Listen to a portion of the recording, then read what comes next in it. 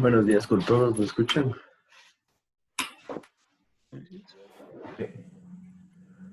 Buenos días, ingeniero.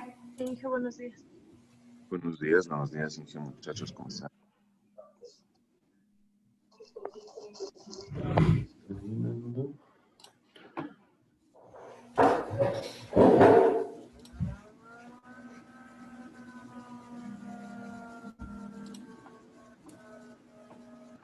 Listo, entonces vamos con la lista. Está Estefanía Aguirre, Glenn Albuja, Silvana Erquinga, Presente, Inge. Alan Andrade, Andrango. Andrango, Presente. perdón, sí. Omar Arrobo, David Baez, Presente, Inge. Alexandra Calderón, Presente, Inge. Leonardo Cañarte, Alexis Carranco, Luis Carrillo, Andrea de la Cruz, Presente, Inge. Santiago Díaz, Presente, Inge. Francisco Escobar, Pablo González, Inge. ¿sí? Joseph Grijalva, Presente, Inge, buenos días. buen día. Inti Guayas, Presente, Inge. Carlos Medina, Presente. Amelia Montero, Presente, Inge. Brian Orbe, Presente. Martín Praño, Presente. Israel Ramos, Presente, Inge.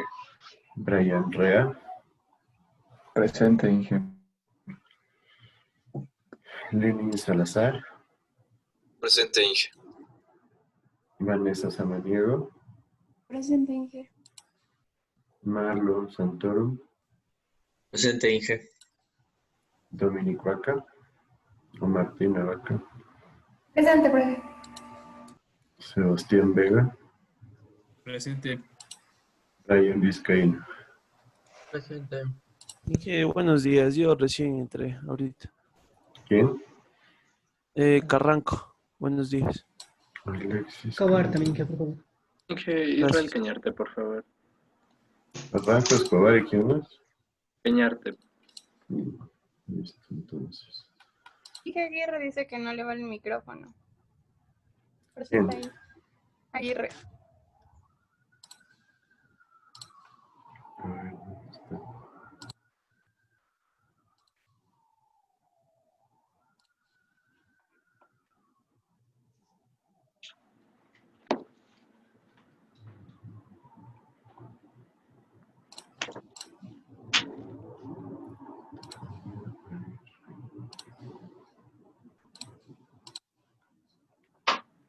Ahí estamos todos. Bueno, listo, entonces.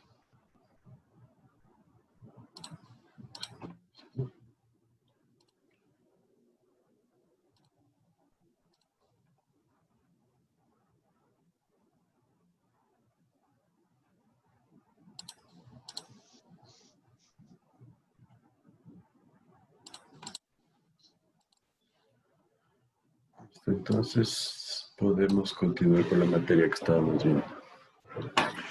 Ayer, si recuerdan, empezamos a ver los sistemas de bombeo, ¿no es cierto? Diferenciamos los sistemas de bombeo a succión y los sistemas de bombeo normales. ¿Recuerdan las diferencias entre estos dos sistemas? El tipo de succión. El tipo de succión. ¿Cómo La sería eso? altura de la bomba. La Positiva y altura de negativa. la bomba, ¿cómo? Succión positiva y negativa. Succión positiva y negativa, ¿no es cierto? Cuando la bomba está sobre el reservorio, hablamos de succión negativa. Porque siempre tiene que succionar la bomba para que llegue el agua.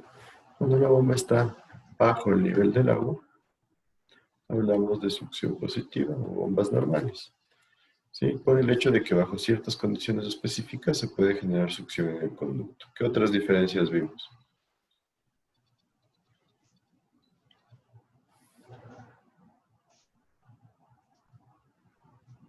¿Qué me dice?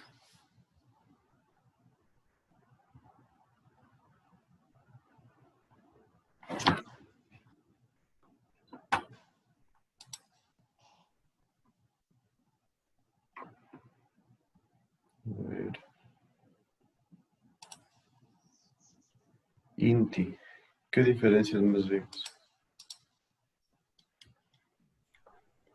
Aparte de ingeniero de la succión positiva y negativa, también las diferencias de alturas. ¿Cómo diferencias de alturas? También en la gráfica de la línea de presiones. La línea de energía, ¿no? Ajá. Recuerden, línea de energía es una cosa, línea pisométrica es otra. Sí, que la línea de energía. ¿Listo? Entonces, en la línea de energía hay diferencia entre los dos sistemas. Sí.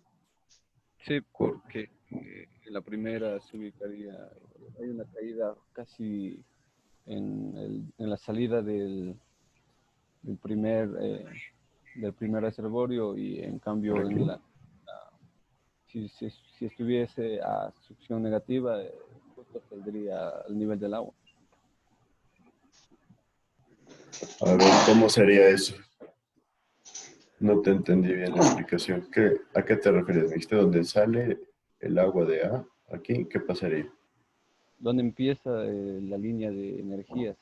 Justo ahí es cuando la bomba está ubicado más o menos a la mitad entre los dos reservorios. ¿Aquí? Sí. ¿Qué pasa ahí? Ahí la línea de energía empezaría justo al nivel del agua. Ya, ¿y en el otro caso no empieza ahí mismo? No, estaría más abajo por la caída de ¿Dónde empezaría? ¿Aquí? ¿Acá? ¿Acá? la salida de... 1, 2 y 3. Ajá, en la 3. En la 3, ¿qué me dice el resto? ¿Empieza en la 3? No. No.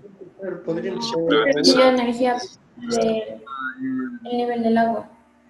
Exacto, siempre la línea de energía tiene que empezar a nivel del agua. ¿Por qué? Porque esta altura de agua aquí ya significa energía.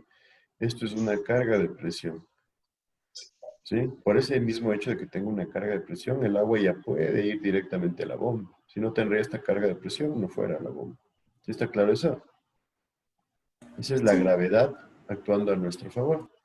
Entonces, en esencia, podríamos decir que en cuanto a líneas de energía son bastante similares, porque si yo llego a tener un sistema así, en donde mi bomba está aquí, la línea de energía va a ser exactamente la misma, ¿sí o no? Empiezo en A, baja por las pérdidas en el conducto 1, sube todo por la impulsión que genera la bomba y después se reducen las pérdidas de 2. Entonces, en ese caso serían exactamente iguales las dos líneas de energía. Entonces, no es una diferencia, ¿sí? ¿Está claro para todos? Vale la pena. Si alguien tiene dudas con lo que son líneas de energía, hable, porque yo sí les suelo pedir que grafiquen líneas de energía en los exámenes, en los ejercicios, en todo. Entonces, esa es materia de hidráulica general, pero yo sé que a veces pueden quedar ciertas dudas, así que hablen si es que alguien tiene dudas. Por otro lado, dijimos que ya desde el punto de vista constructivo, ¿no es cierto? Acá necesitamos generar un espacio donde esté la bomba al lado de la cisterna y eso podría ser caro.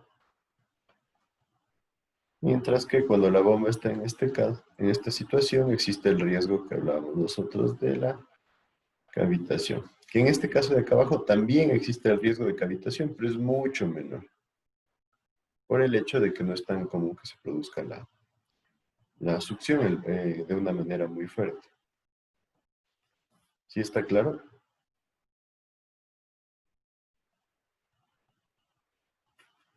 Ahora entonces,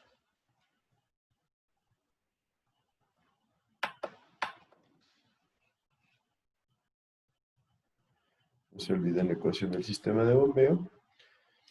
El tercer tipo de sistemas de bombeo en función de la ubicación de la bomba es este de acá, donde tenemos lo que se conoce como un sistema de bombeo sumergible.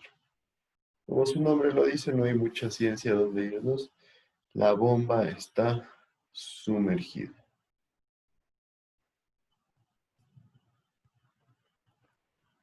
Aquí ya les he dejado la línea de energía. Miren, empieza en el mismo sitio en nivel del agua en A. Está la bomba ahí, entonces no hay pérdidas en el conducto 1, porque en esencia no hay conducto 1. Habrá un tramito muy pequeño del tubo dentro de la bomba mismo, entonces ni siquiera lo vamos a considerar. Se produce la impulsión que genera la bomba directamente. Y después tenemos pérdidas totales. Baja la línea de energía debido a todas las pérdidas que se generan. Entonces las pérdidas serían un coeficiente C por el caudal al cuadrado. En este caso, nuevamente se mantiene la ecuación de altura de bombeo, delta Z, la diferencia entre los dos niveles de agua, más CQ cuadrado, las pérdidas totales. ¿Qué características creen ustedes que diferencien este sistema de bombeo de los dos anteriores? Que no existe pérdidas menores, ¿no? Ya no hay que cebar a la bomba. En este caso no hay que cebar a la bomba, sí, perfecto.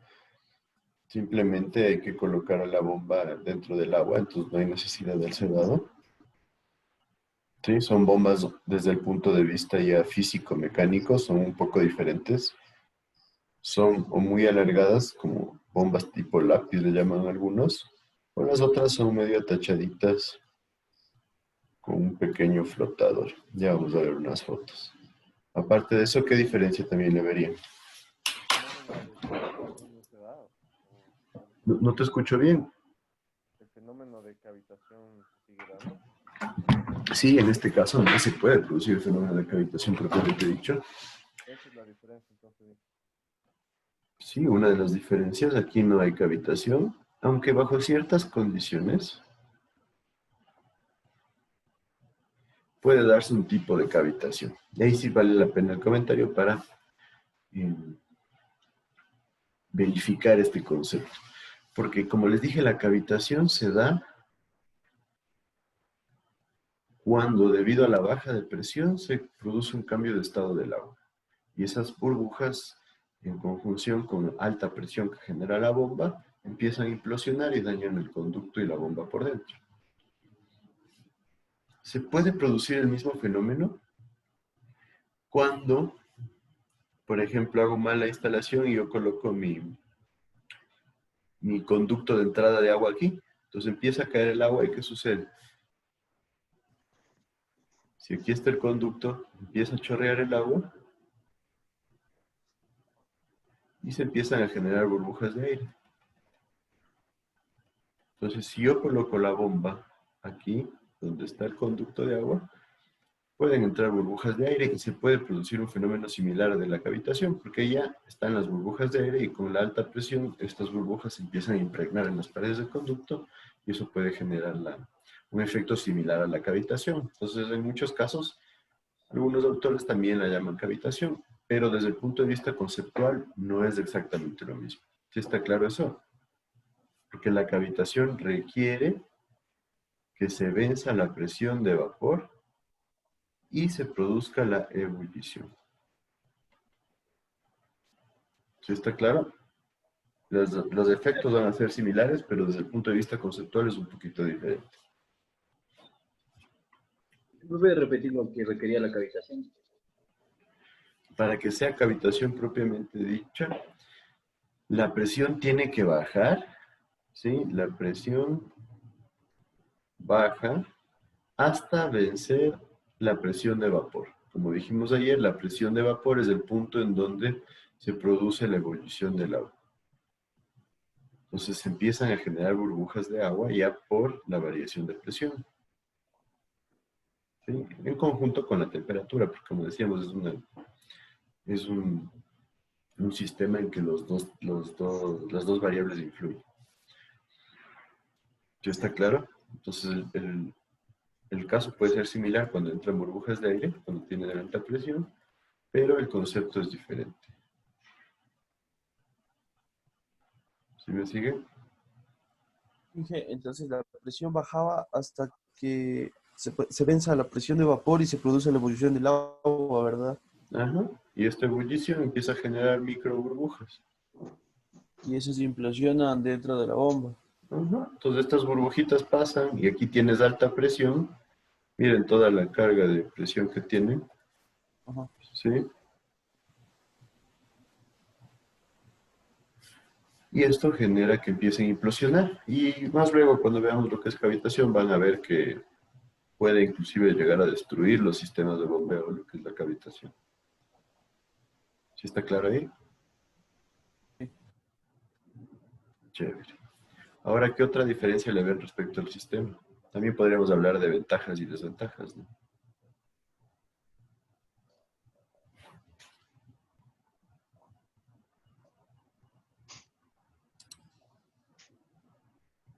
La primera ventaja es que ya no vamos a construir la parte de al lado. Sí, ya no necesitamos un espacio para construir la bomba. Sí, es una ventaja respecto a las bombas de succión positiva. Entonces ya no necesitamos este espacio. La bomba va aquí directamente. Vale la pena mencionar que en función de lo que dice su compañero, siempre se va a necesitar una pequeña casetita porque estas bombas tienen un controlador, un cerebro, que este cerebro está por acá. Estos son unidos por un cable y este tiene que estar conectado a la corriente. ¿Sí? Entonces este es un regulador de presión. ¿Qué es lo que hace el regulador de presión? Lo que hace es prender a la bomba cuando la presión en el conducto baja de cierto nivel. ¿No es cierto? Entonces uno puede regular esa presión. Si baja mucho la presión, se prende la bomba. Que en esencia es un sistema que también se está usando actualmente para las bombas de succión. El sistema más básico de bombas de succión, el de un domicilio, incluye un tanque hidroneumático, que es más o menos un cilindro grandote que va así, ¿no es cierto? O al costado también. ¿Tienen idea para qué nos sirve el tanque hidroneumático?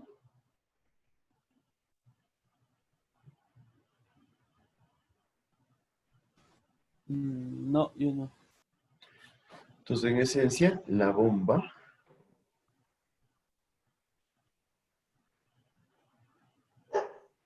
no queremos que trabaje todo el tiempo.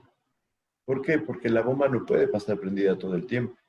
No sé si han escuchado en sus casas, probablemente en algunos casos tengan bombas, pero las bombas tienen un sonido especial, ¿no es cierto? Entonces facilita saber cuándo están prendidas. Entonces tiene un sonido que está prendido, un pitido, y de repente se apaga. El pitido es cuando está prendida y de repente tiene que dejar de funcionar. ¿Por qué? Porque la bomba no es un elemento de trabajo continuo.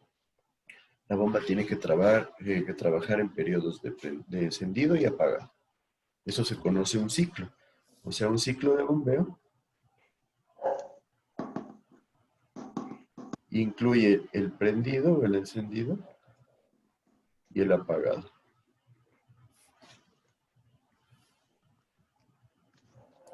¿Sí? Entonces, las recomendaciones nos dicen que en un periodo de 1 hora no debería haber más de 12 ciclos de bombeo. ¿Qué significa eso? Que un ciclo no debería durar más de 5 minutos. Entonces, entre el tiempo que está prendida y apagada la bomba, debería durar máximo 5 minutos. ¿Sí? Algunos autores recomiendan que sea el encendido y el apagado sea la mitad, 2.5, 2.5. Otros dicen que mejor que esté un poco tiempo más apagado, 3.2, lo que quieran. Esa relación ahí ya deberán definirla, pero en esencia, mientras más veces se prenda y se apague una bomba, hay más posibilidad de que el equipo se dañe. Entonces, el tanque hidroneumático lo que hace es ayudarnos a que la bomba no pase prendida. ¿Cómo nos ayuda a que la bomba no pase prendida? La bomba envía al tanque agua a presión y en el tanque tenemos una vejiga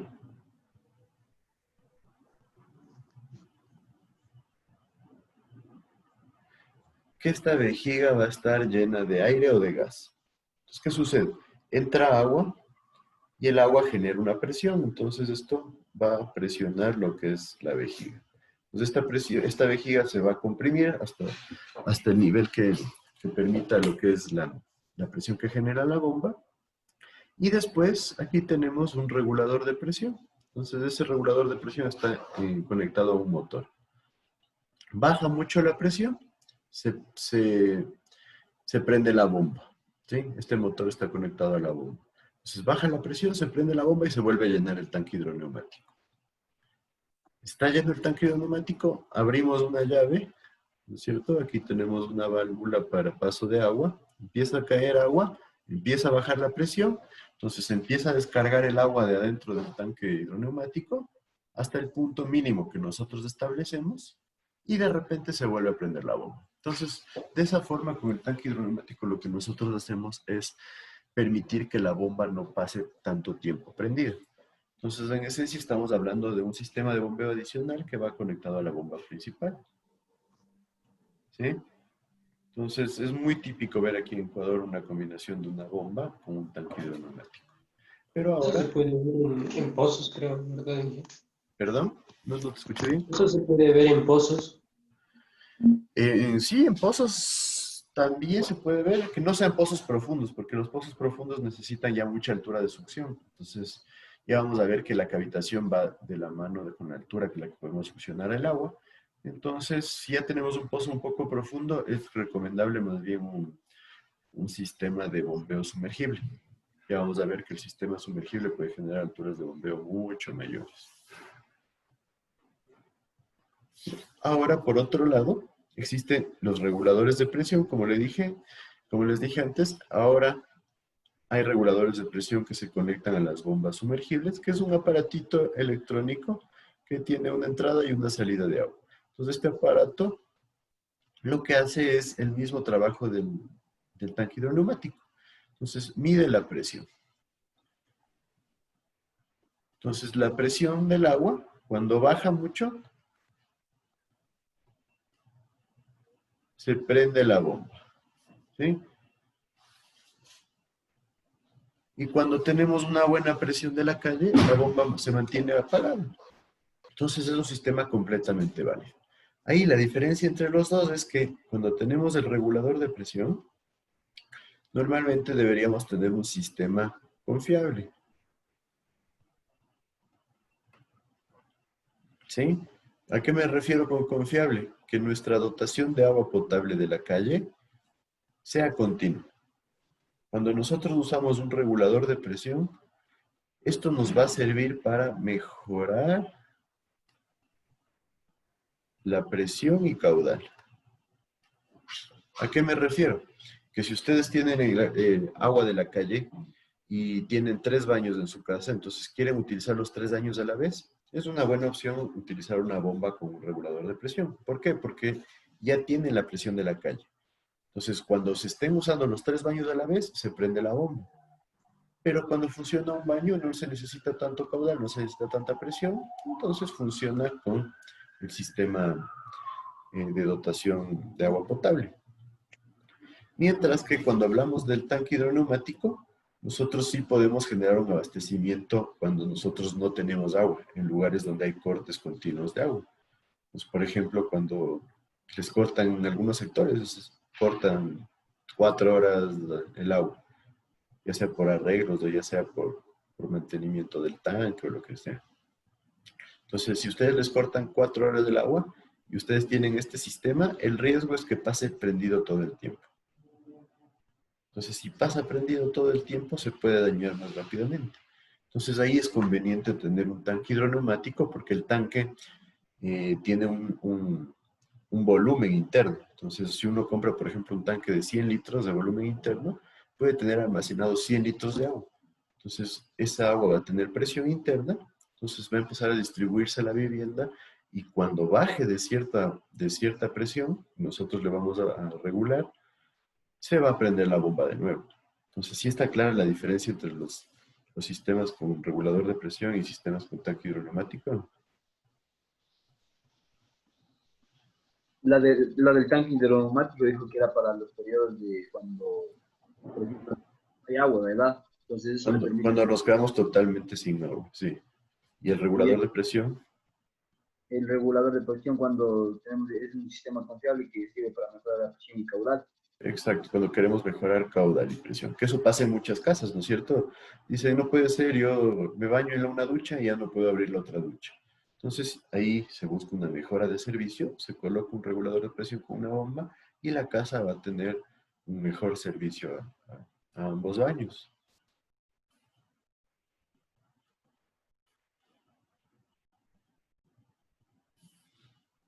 Después, hay otra diferencia más, en donde respecto a los materiales de la bomba, ¿qué creen que se requiere en una bomba sumergible?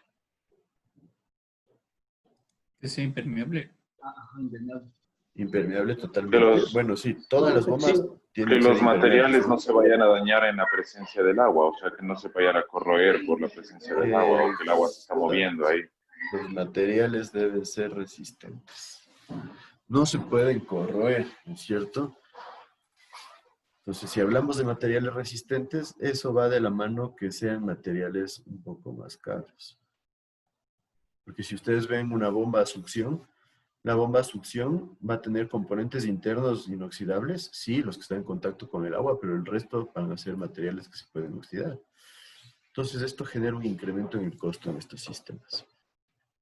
Hablando de costos, por ejemplo, si nosotros hablamos de una bomba de succión de un HP, en bomba, por ejemplo, una bomba Pedrolo italiana buena, nos podrá costar alrededor de unos, solo la bomba, pongámosle unos 170, 200 dólares. Y a eso, si quieren ponerle un tanque hidroneumático, súmenle otros 150 dólares. Entre las dos, unos 330, 350 dólares. Si ustedes le quieren poner un regulador de presión, más o menos unos 280 dólares. Y si eso lo comparamos con una bomba sumergible de la misma marca, Pedrolo,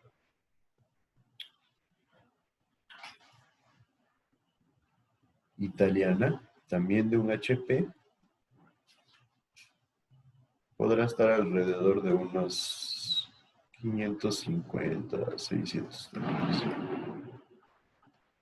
Entonces la diferencia de costos es importante. Estoy hablando de bombas que se usan en sistemas domésticos. ¿Ve? Si nos vamos a sistemas más grandes, la diferencia de precio obviamente va a ser mayor.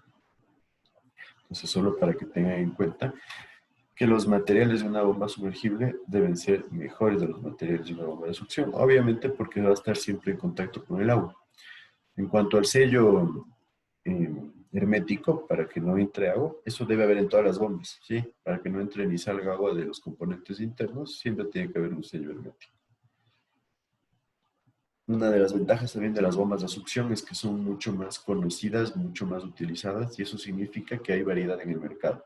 Entonces ustedes van a encontrar bombas chinas, bombas italianas, bombas españolas, bombas brasileras, ¿sí? Entonces hay una gran variedad en el mercado. En cambio de las bombas sumergibles, normalmente se encuentran las italianas, las españolas y las chinas. Entonces hay que tener ahí en cuenta que hay mucha más variedad de bombas de succión.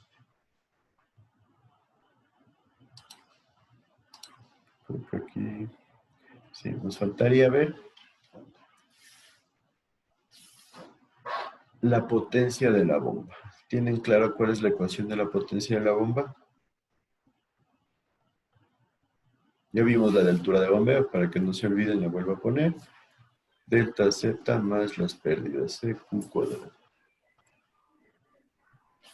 La potencia de la bomba, en cambio, ¿Era caudal por Altura de peso energía. específico por la altura de la bomba? caudal por peso específico por la altura de bombeo, perfecto, sobre la eficiencia que mantenga el equipo mecánico. ¿Sí? Entonces el caudal influye, obviamente, a más caudal, la bomba necesita más potencia. A más altura de bombeo, la bomba necesita más potencia y de ahí también depende del líquido. Nosotros vamos a trabajar solo con agua, porque ahí está influido el tipo de líquido. Y la eficiencia depende del mecanismo.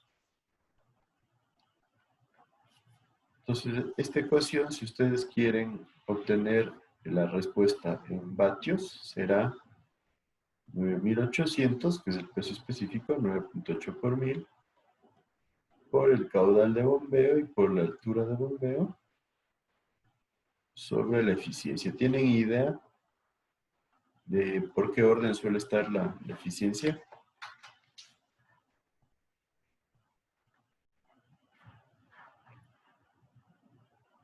¿75%? Sí, normalmente está entre, yo diría, 60 a 75% son eficiencias típicas de sistemas de bombeo. Pueden variar, sí, dependiendo del mecanismo. Por ejemplo, una bomba a gasolina o a diésel va a tener una eficiencia bastante menor. Y lo mismo, si ustedes quieren la respuesta ya en kilovatios, en muchos casos es conveniente, sería 9.81 por el caudal, por la altura de bombeo, sobre la eficiencia, y esto nos daría en kilovatios. Entonces,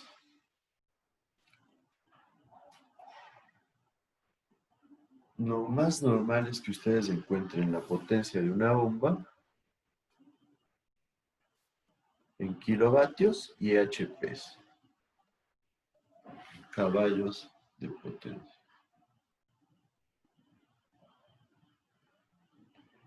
Ahora, ¿tienen idea de la relación entre kilovatios y caballos de fuerza?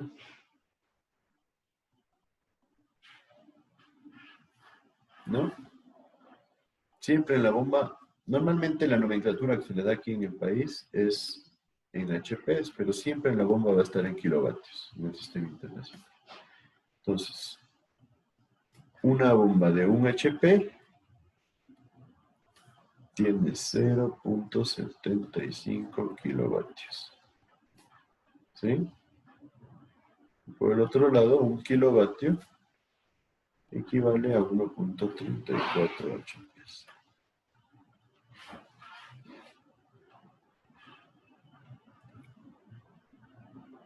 ¿Sí? Para que lo tengan en cuenta. Que normalmente vamos a trabajar en kilovatios, pero cuando tienen que definir el tamaño de una bomba, lo más común es que se trabaje en HPs.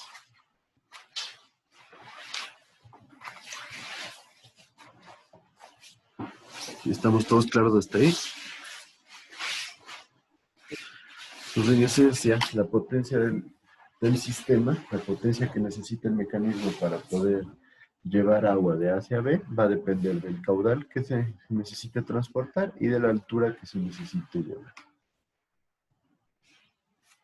Entonces, por ejemplo, si es que ustedes colocan un diámetro muy pequeñito, eso va a generar un incremento en lo que son las pérdidas.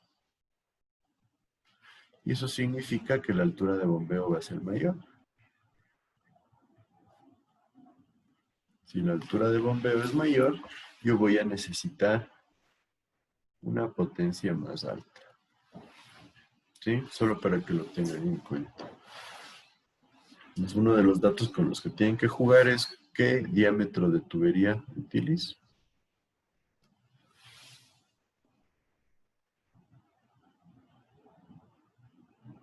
¿Estamos todos hasta ahí claros? Entonces aquí tienen la ecuación de potencia. Y solo como recordatorio les he puesto una tabla en donde tienen comparación entre Manning, Hazen-Williams y el coeficiente de rugosidad absoluta. ¿Sí? De esta forma se puede tener una idea de cómo se van comparando los coeficientes de fricción. Entonces, eso ya es materia hidráulica general, no voy a ahondar en eso, pero vale la pena que tengan el dato para evitarnos confusión. Lo mismo, pérdidas menores. El método más utilizado es el método del coeficiente de pérdidas menores, entonces aquí tienen ciertos coeficientes y aquí he puesto Las gráficas para que vean cómo en algunos casos los accesorios vienen con gráficas de coeficiente K en función del diámetro, ¿sí? Y de esta forma se den cuenta que estos valores son valores empíricos promedio que en algunos casos puedan afinarse utilizando lo que son estos diagramas. Todo eso es materia de hidráulica general. Solo les he puesto ciertos datos aquí comparativos para que ustedes los tengan a la mano. Aquí tienen un esquema básico de una bomba. Esta es una bomba de succión.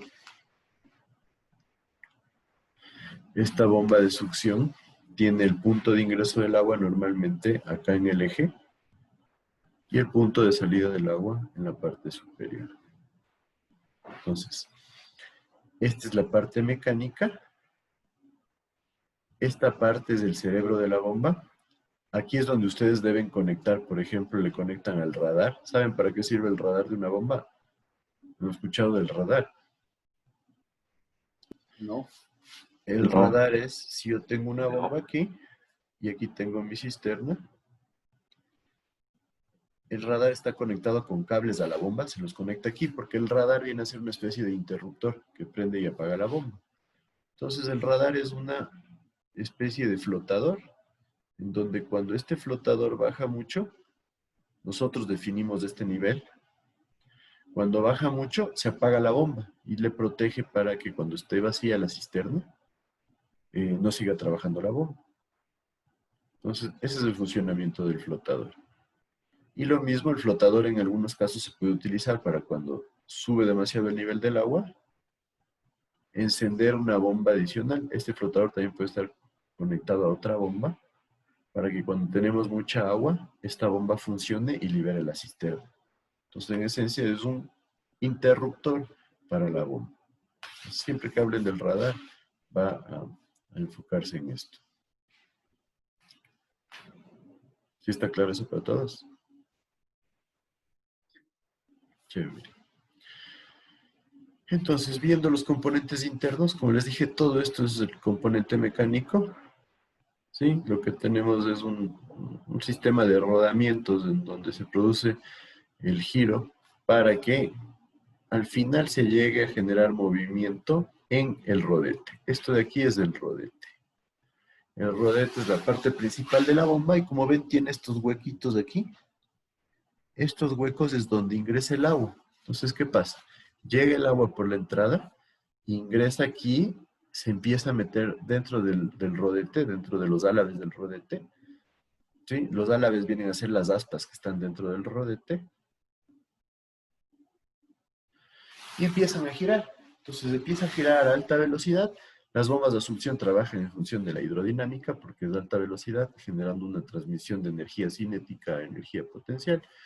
Entonces, esto empieza a generar el movimiento del agua, se transmite esta energía cinética. O sea, en esencia tenemos un cambio de energía mecánica acá, a energía cinética acá, y acá arriba energía de presión.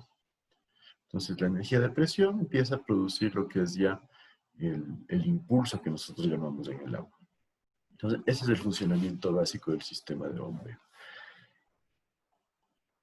¿Sí está claro? Entonces, una de las cosas que suele pasar en estos sistemas de bombeo es que cuando no se lo usa mucho, todo este sistema de rodamientos un poco se empiezan como que a pegar.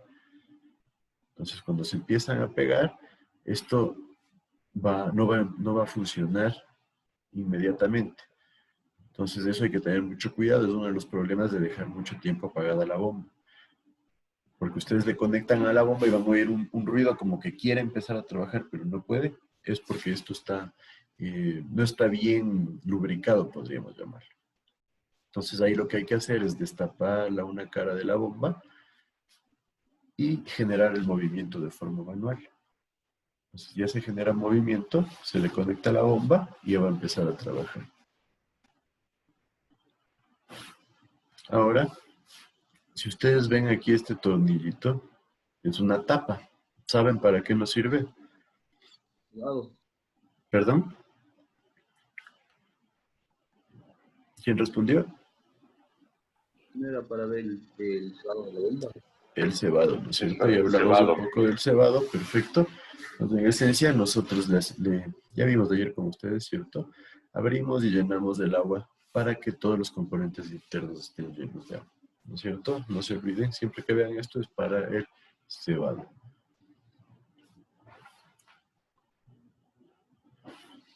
Entonces, en esencia, ese es el esquema de componentes internos de una bomba sumergible. ¿De ahí hay ciertas variaciones? Sí, hay ciertas variaciones que ustedes van a encontrar. Por ejemplo, hay bombas que tienen el rodete más ancho. ¿Sí? Esas se conocen como bombas de caudal. ¿Por qué creen que tienen el rodete más ancho? Porque ejercen una mayor cantidad de Caudal. Exacto. De agua, como dice otro compañero. Envía Entra más agua, entonces genera más caudal. Entonces, como les dije, ahí pueden ustedes diferenciar. Si yo quiero una bomba de caudal, probablemente para el caso donde yo tengo, como les dije, una casa donde quiero usar 3 baños a la vez, necesito más caudal. No tengo problemas de presión, pero de repente uso 2 baños a la vez y se baja el caudal. Entonces, una bomba de caudal es una buena opción en ese caso. El otro tipo de bombas, cuando el rodete es más pequeñito, se conoce como bombas tipo jet. Porque las bombas tipo jet lo que hacen es generar más presión. ¿Sí? O sea, si nosotros le agrandamos el rodete, va a bajar la presión, obviamente, ¿no es cierto? Porque tiene que hacer más esfuerzo el motor para transportar el agua. Si le bajamos el rodete, va a generar más presión porque tiene que llevar menos agua. Y eso se lo ve desde la ecuación de la potencia, ¿no es cierto? Entonces, para que diferencien en esos casos, ¿cuál podría ser el tipo de bomba más conveniente? Entonces, la que más se vende, la más común en el mercado es la tipo jet. Pero si ustedes averiguan, también cuentan con bombas de caudal.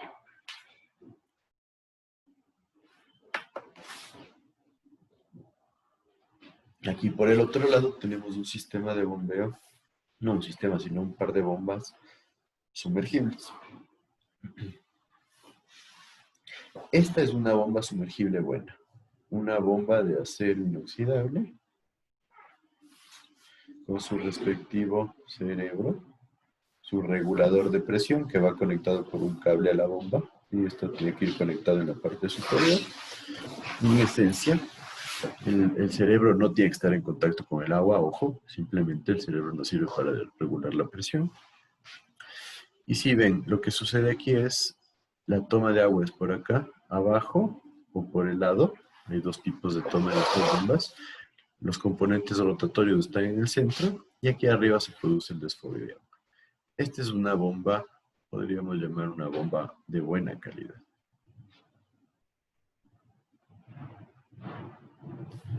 Y también existen este tipo de bombas sumergibles que tienen toda su carcasa en plástico. Es un plástico de buena calidad, obviamente dependiendo del fabricante. Tienen sus componentes aquí internos también de plástico.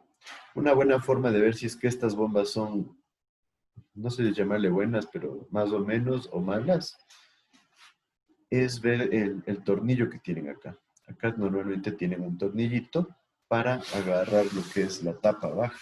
Entonces, si una bomba tiene un tornillo de metálico, que no es de acero inoxidable, no es buena. Si tiene un tornillo de acero inoxidable, es una bomba de una calidad aceptable. ¿Cuál es el problema con estas bombas? No son tan eficientes como las de acá. Entonces, no son demasiado buenas. Entonces, probablemente para una vivienda no son recomendables. ¿Sí? Peor para un proyecto más grande. Este tipo de bombas nos pueden servir para pozos pequeños, nos puede servir para cascadas, para piletas, cosas así. Pero normalmente para una vivienda yo creo que lo recomendable es que se vayan por acá. Peor para un pozo más profundo, para un edificio. Entonces simplemente que lo tengan en cuenta. Como es el funcionamiento, entra el agua, se empieza a producir la rotación dentro de la bomba, ¿sí? Y tenemos aquí un sistema en donde hay un motor que tiene que ser enfriado, utiliza la misma agua para enfriarse y después el agua sale por la parte superior. Entonces es un sistema bastante similar, es un sistema giratorio, pero, como les digo, hay que saberlo definir y utilizar, porque otra de las desventajas que se producen aquí es que para dar mantenimiento yo tengo que o desarmar todos los componentes de aquí arriba. Normalmente tengo una llave universal colocada arriba para poder desarmarlo. Y en muchos casos tengo que vaciar completamente la cisterna. Entonces, si yo tengo que vaciar, el costo de vaciado es un costo adicional, es una molestia. Especialmente si usted se va ya a una cisterna de un edificio, una cisterna de un hospital, realmente va a ser un lío vaciar la bomba. Puede que se lo coordine con la limpieza de la cisterna, sí, pero realmente puede ser algo complicado. Entonces sería una de las situaciones a considerar para la instalación de bombas sumergibles. ¿Y hasta ahí estamos claros?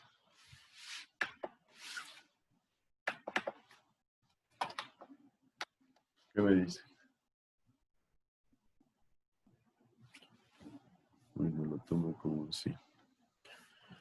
Entonces, en esencia, bueno, aquí les he puesto un esquema bien básico, ¿no es cierto? Si yo tengo un conducto con la presión interna que tiene, no se olviden que la línea de presión con la línea piezométrica debería llegar hasta donde está el nivel del agua si colocamos un piezómetro, pero la energía va un poquito más arriba. La diferencia entre la línea de energía y la línea de presión es igual a ¿qué? A las pérdidas. No. ¿Eso es hidráulica general igual? ¿Nadie? ¿La altura de velocidad? A la carga de velocidad, perfecto. Velocidad al cuadrado sobre 2 veces la gravedad. No se olviden eso. Sí, simplemente como una acotación a la materia hidráulica general. Y también vamos a decir que cuando hablamos de la energía total en un sistema, la energía total tiene los 3 componentes de Bernoulli: carga de velocidad, carga de presión y carga gravitacional. Y la energía específica, porque en algunos casos van a escuchar este término, energía específica, va a depender de la carga de velocidad y de la carga de presión. Entonces la energía específica no considera la altura Z. Entonces la energía específica en este caso va a ser esto de acá. ¿Sí? Energía específica. ¿Sí está claro? Si este es nuestro cero absoluto, nuestro nivel de referencia, la energía total va a ser esto de acá. ¿Sí está claro eso? Porque a veces he notado que a veces tienen fallas con ese concepto. ¿Sí me siguen? ¿Sí? Sí. Chévere. Y acá les he puesto unas equivalencias de unidades. Me parece que este cuadro vale un montón porque siempre se me jalan en unidades. Entonces aquí está comparado lo que son atmósferas. Una atmósfera es una unidad de presión que se utiliza en función de la presión atmosférica. Entonces cuando hablamos del nivel del mar, la presión atmosférica es 1. Tenemos los bares, que son unidades de presión inglesas.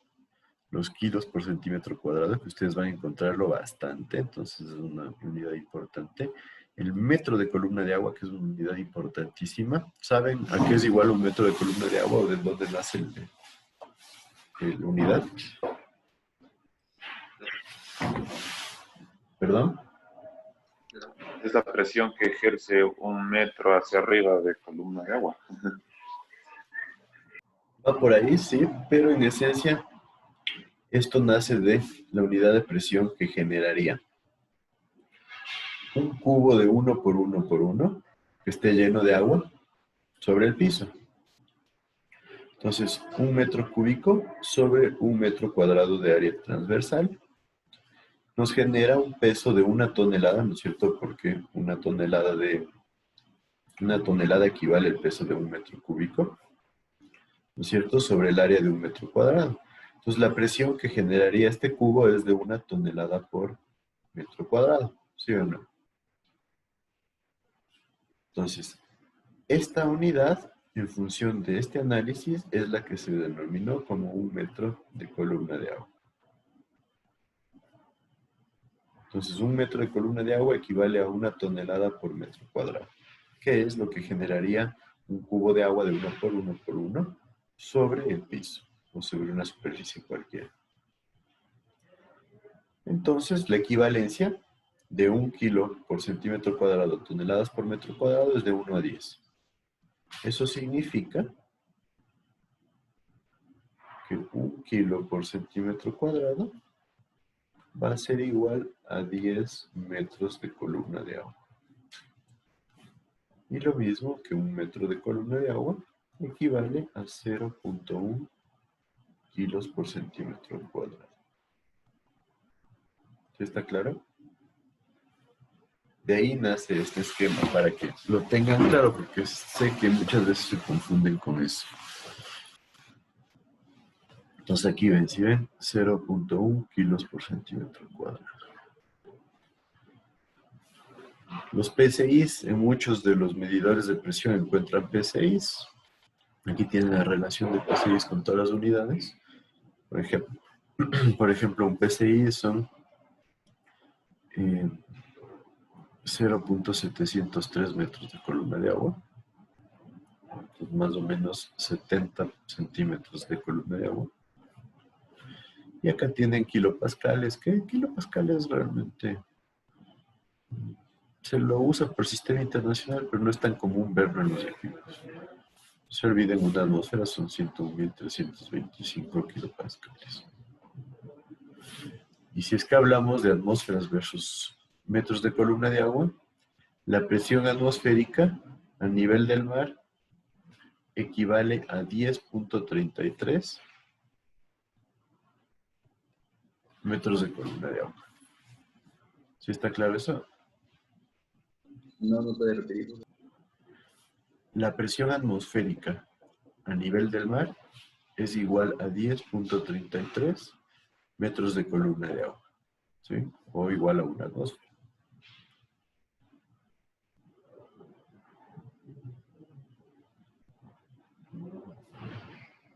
Entonces, solo para ver si la comparación un poco la entienden, más o menos, ¿por qué orden estaría la presión atmosférica en la ciudad de Quito?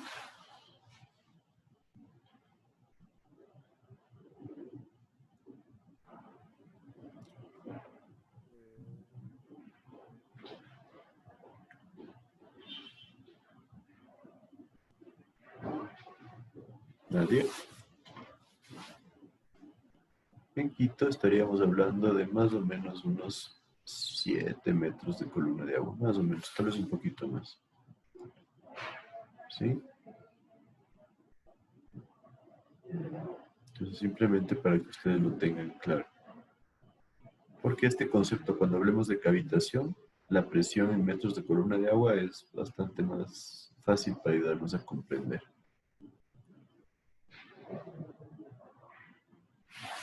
Entonces, ¿estamos claros con esta sección de unidades?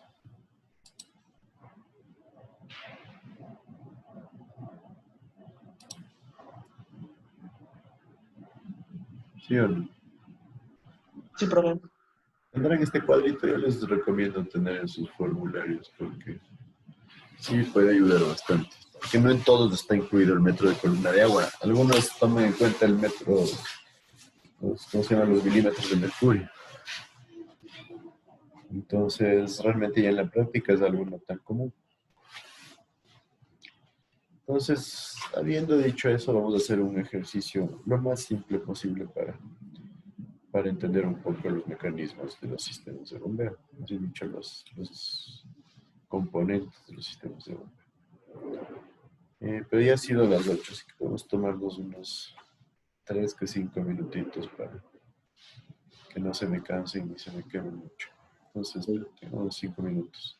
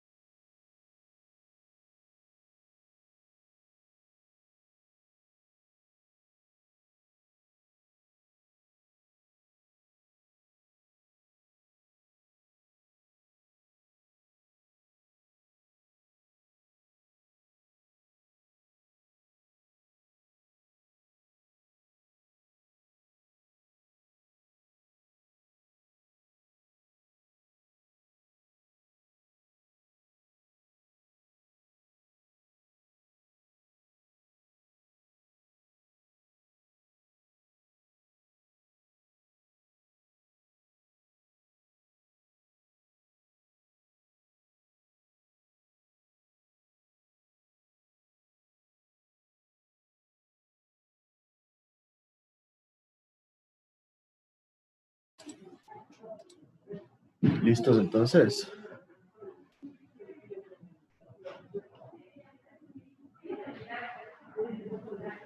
Nos conectamos, por favor.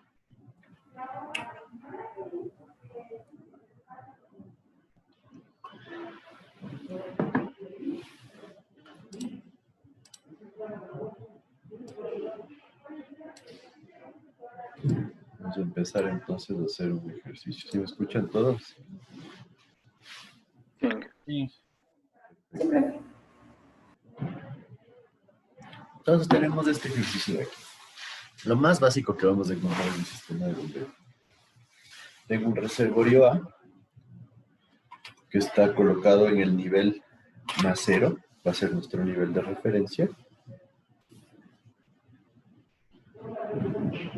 Tengo un reservorio B ubicado en el nivel más 40. Eso significaría que yo tengo que vencer 40 metros desde el tacho.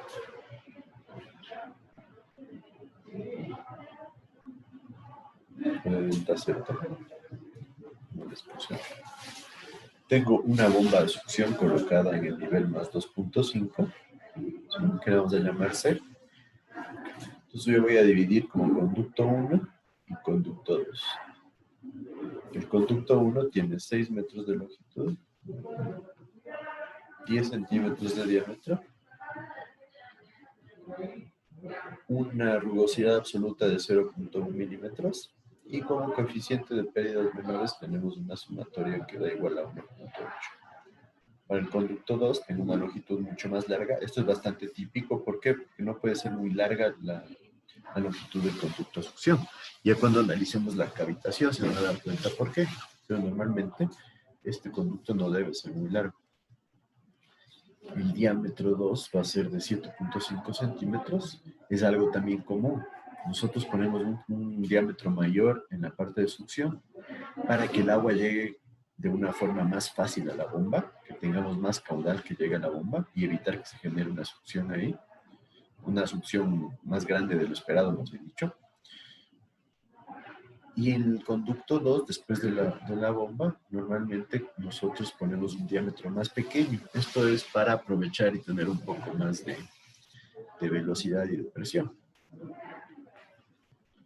Tengo el mismo coeficiente de rugosidad absoluta y la coeficiente K de pérdidas menores, la sumatoria es 2.2. ¿Qué nos dice el ejercicio? Encontrar la ecuación del sistema hidráulico, determinar cuál es la potencia de la bomba si tengo una velocidad en 1 máxima de 1 metro por segundo. Si se mantiene esta velocidad, ¿cuál va a ser la carga de presión en un punto B minúscula? Este punto B minúscula es justo antes de la bomba. ¿Y cuál es el caudal si yo tengo una presión de menos 4 en el punto B minúscula? ¿Es lógico que pueda generarse una presión de menos 4 ahí? ¿Qué creen ustedes?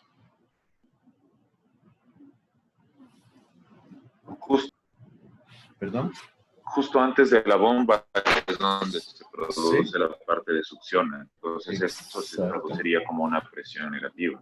Perfecto, ¿no es cierto? Antes de la bomba tengo succión, entonces sí puedo tener una presión negativa, entonces esto es bastante coherente. Doy un minutito que copien y empezamos.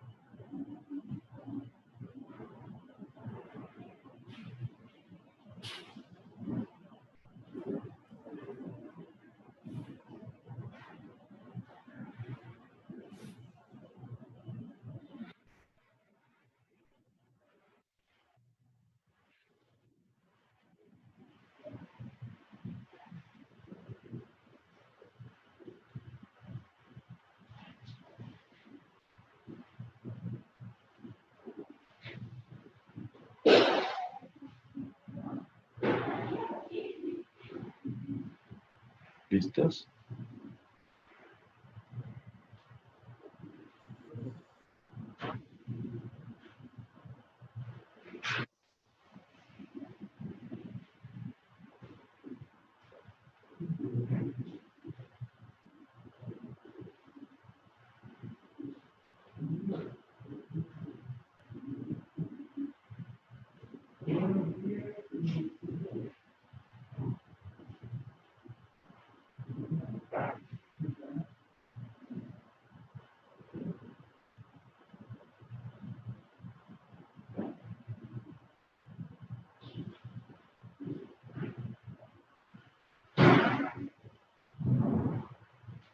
¿Y acaban?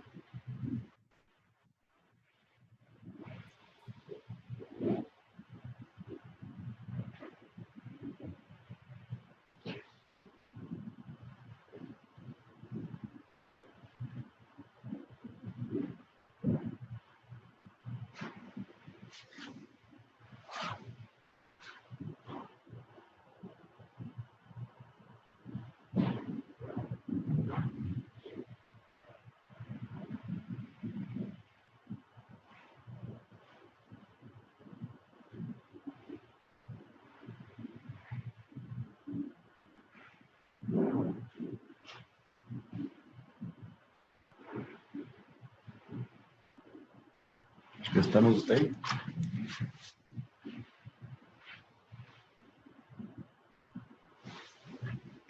Bueno, vamos a ponerlo así. Nos dice la primera parte, encontrar la ecuación del sistema hidráulico. Nuevamente, ¿a qué nos referimos con la ecuación del sistema hidráulico?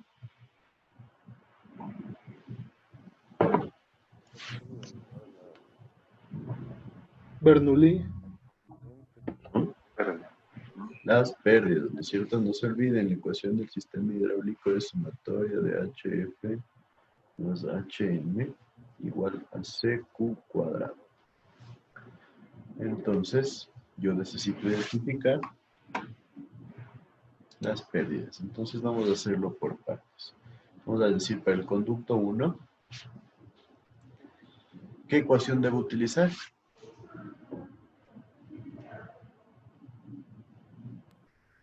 Darcy-Weisbach diría yo por lo del, tiene la rugosidad relativa, creo, y si eso se divide para el diámetro, le sale el factor de Darcy-Weisbach. Perfecto. Sí, pero hay un par de errores. Israel, me dices, esta es la rugosidad absoluta. Ojo, cuando nosotros le dividimos para el diámetro, se obtiene la rugosidad relativa. Y por otro lado, no es que esta división nos sirve para ya obtener F. Y esto hago hincapié porque en algunos casos, créanme que ha pasado que hacen la división y le toman como que eso fuera F. El cuadro. Hay que sacar el diagrama de Moody. Y vale la pena hacer hincapié ahí porque créanme que en exámenes hacen eso y ahí sí la friegan. Y por otro lado, sí, la ecuación de Darcy-Weisbach es la que deberíamos utilizar aquí.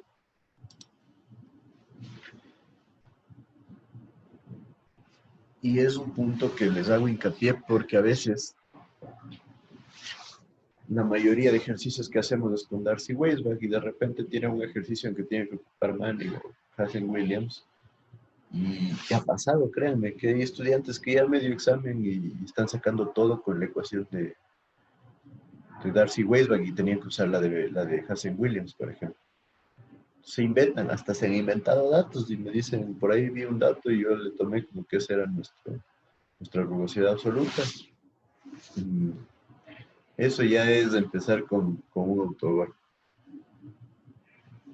Entonces no se olviden, siempre analicen qué datos tienen y con esos datos definan qué ecuación utilizar.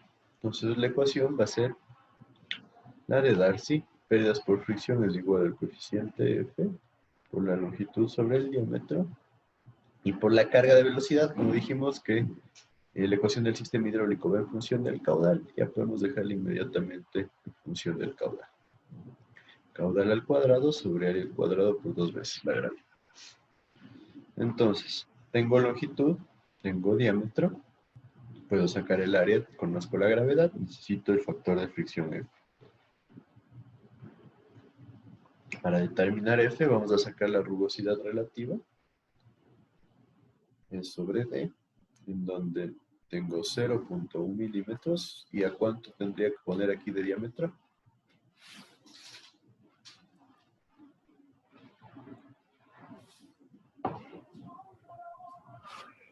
Ah, 0 metros.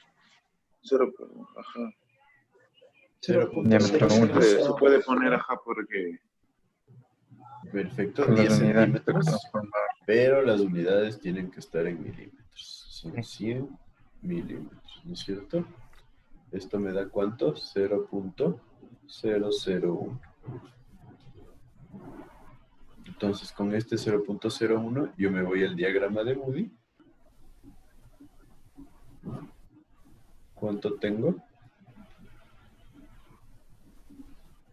Y aquí una acotación, bueno, es materia de hidráulica general, pero vale la pena acotar. Vamos a asumir para este caso que nosotros tenemos turbulencia completa, ¿no es cierto? Y eso ya hablamos ayer. Si yo tengo turbulencia completa, el número de Reynolds deja de influir. Pero ustedes, como un dato adicional, les pido que calculen cuál sería el factor de fricción, incluyendo Reynolds. O sea, sin asumir que directamente tenemos turbulencia completa. Solo para que evalúen. Entonces, bajo condiciones normales, valdría la pena siempre comprobar que estemos en turbulencia completa. ¿Sí está claro eso? Porque a veces salen de hidráulica general con esa duda. Entonces, por ser el primer ejercicio, vámonos al diagrama de Moody. Yo les puse por ahí. Ahí está. El diagrama de Moody. ¿Cuánto nos daba la rugosidad relativa? 0.201. Este de acá, ¿no es cierto? Pues voy al diagrama de Moody y genero una línea horizontal. Voy a tratar de digitalizarlos, voy a tratar de hacerlo este fin de semana, pero yo les suelo dar unas copias al representante del curso. Ahorita, como estamos en modalidad a distancia, voy a tratar de digitalizarlas para subirles al aula virtual y que ustedes puedan tener esas copias. Ahí tienen todos los diagramas y tienen bastante información que es muy útil para la materia. Entonces, no sé si Alejandro, no, Israel, perdón, puedes mandarme un mensajito mañana en la mañana para no olvidarme de mandarles eso. Porque son copias Listo, Inge, yo que les le van hago a servir. Porque después hay ciertas tablas que las tienen en esas copias que realmente sí las van a necesitar luego. Entonces, para estar todos en una misma sintonía.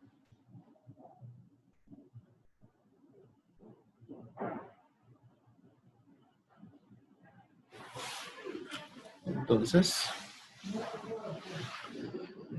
¿a cuánto equivale este factor de fricción? No me convence mucho la línea que dice. Tienen que aprender a leer. Normalmente en el que yo les doy en las copias, ustedes tienen también en el eje horizontal, en el eje vertical, perdón, del lado derecho, también el factor de fricción, entonces es mucho más fácil de leer. En este caso, ¿qué me dicen? Alrededor de 0.02, tal vez un poquito menos. ¿Cuánto le pondrían ustedes?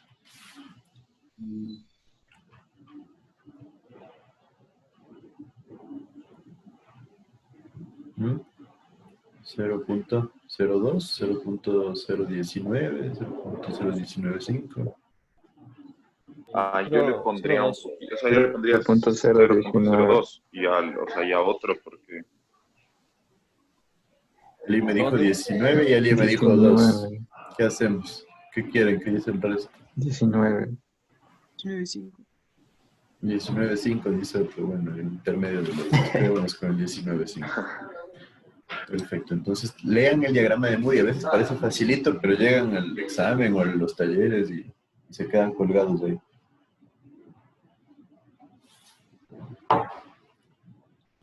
Perfecto, entonces vamos al ejercicio.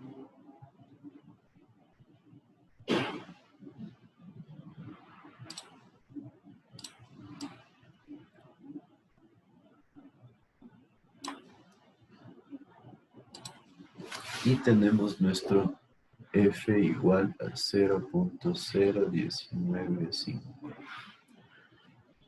Ahora entonces yo tengo que las pérdidas por fricción van a ser iguales a 0.0195 por la longitud. ¿Cuánto sería la longitud del conducto 1? 6. 6 metros sobre el diámetro, 10 centímetros, 0.1, por el caudal al cuadrado sobre el área al cuadrado. ¿Cuánto sería el área? Pi cuartos por el diámetro al cuadrado. Pi por el diámetro, ¿no es cierto? Que era 0.1 al cuadrado sobre 4. ¿cuánto? No sé cuánto. 0.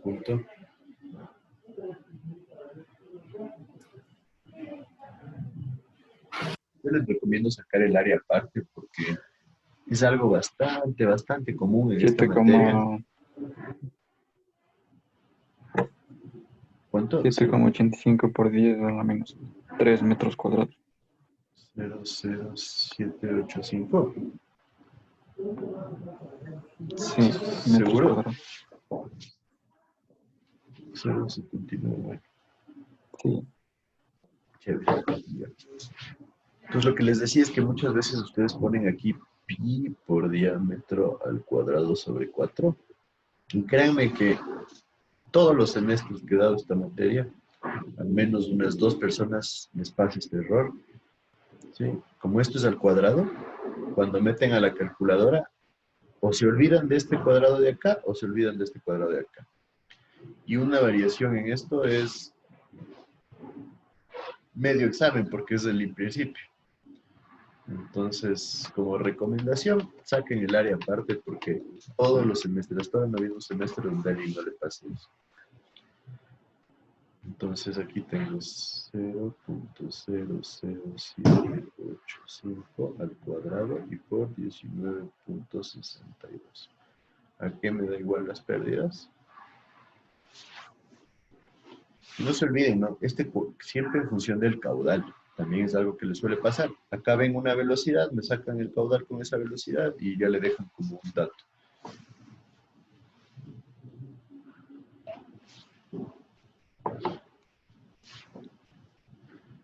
¿Cuánto nos dan las pérdidas?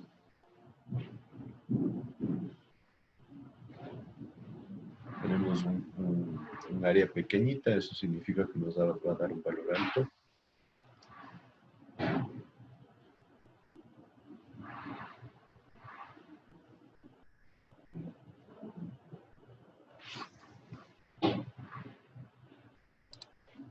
¿Cuánto nos da?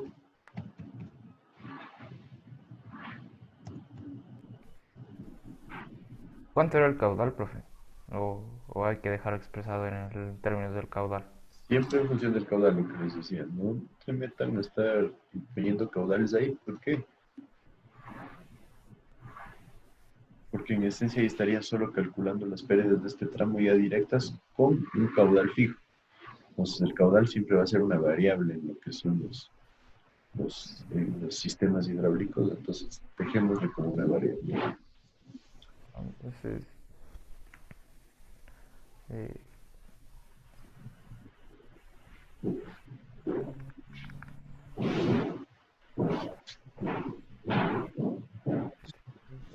¿Tienen claro por qué trabajamos en función del caudal y no de la velocidad?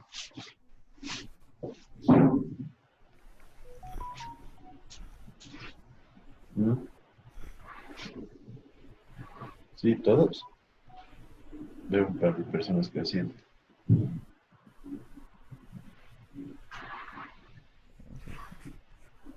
En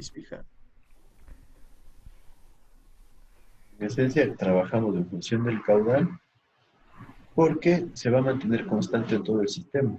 Por ejemplo, si yo trabajara en la velocidad aquí, yo voy a tener una velocidad 1 para el conducto 1, una velocidad 2 para el conducto 2. Entonces es mucho más lógico trabajar con el caudal que se va a mantener constante. ¿Cuánto me da esta ecuación? 967.72. 67. 7.72 por el caudal al cuadrado.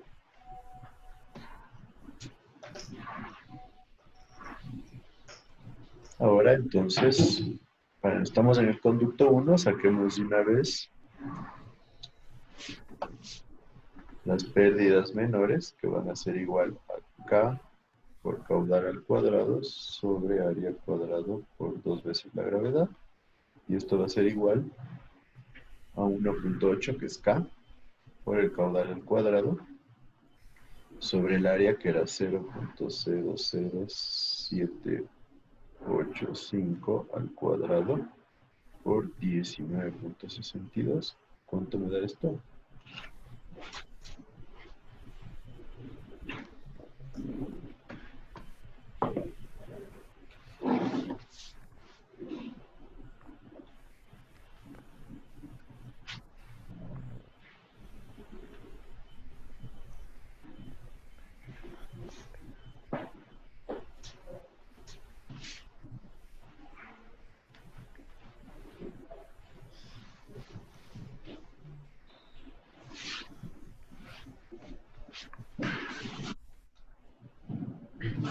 $1,488.79. 88.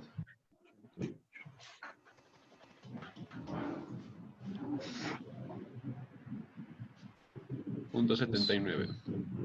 Por el caudal al cuadrado, ¿no es cierto? Entonces, si ustedes suman las dos, van a tener las pérdidas totales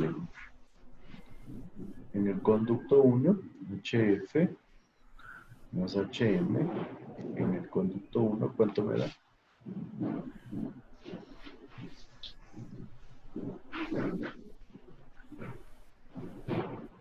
Alrededor de 2.500. 2.456.5.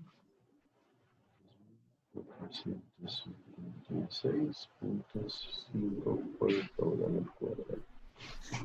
Pues aquí es algo que parece un poco atípico, pero cuando son conductos pequeños suele pasar que las pérdidas menores sean mayores a las pérdidas por fricción. Eso se da porque normalmente tenemos bastantes accesorios, ¿sí? Y la longitud es muy corta, entonces no permite que se generen muchas pérdidas por fricción. Entonces aquí no hay problema con eso. Ahora, tenemos estos datos, hagamos lo mismo para el conducto 2. Entonces, para el conducto 2, le voy a ir borrando la parte pertinente.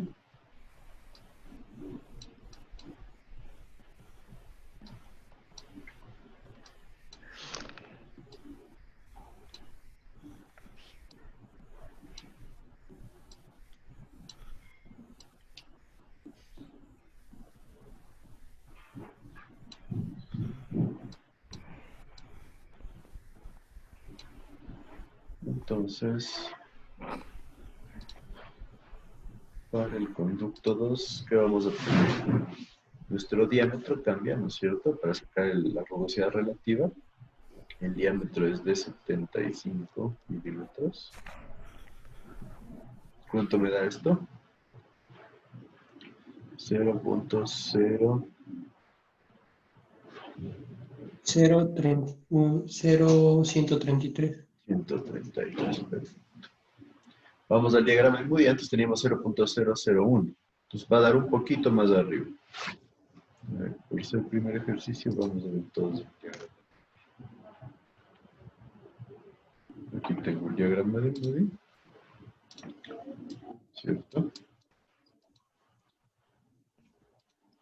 Nos vamos a 0.013, un poquito más arriba, tipo por aquí, ¿no es cierto?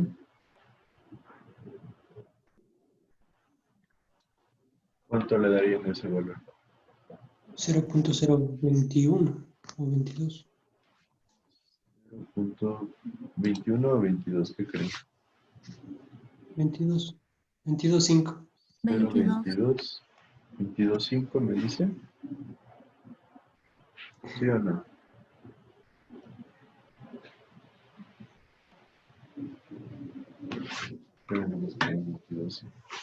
Creo que esto debería ser la mitad, lo sé por acá. Entonces, yo creo que un poquito menos de 22.5. Podría ser 22. Entonces, nos quedamos con el 22. Volvemos al ejercicio.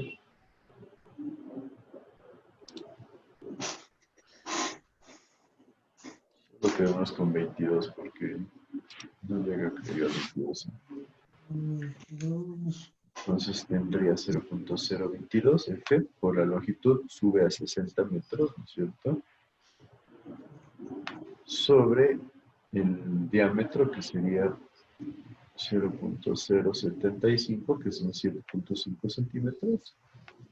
Tengo que sacar el área, entonces pi por 0.075 al cuadrado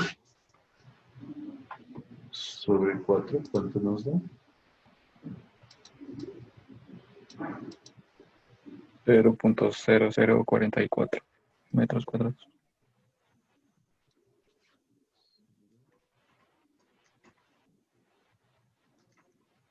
0.044 metros cuadrados. Perfecto. Si yo le pongo en la ecuación de las pérdidas por fricción, 0.044 al cuadrado, no se olviden. ¿Cuánto me dan las pérdidas por fricción? 4.596.09. 4.000 nada más. 4.596.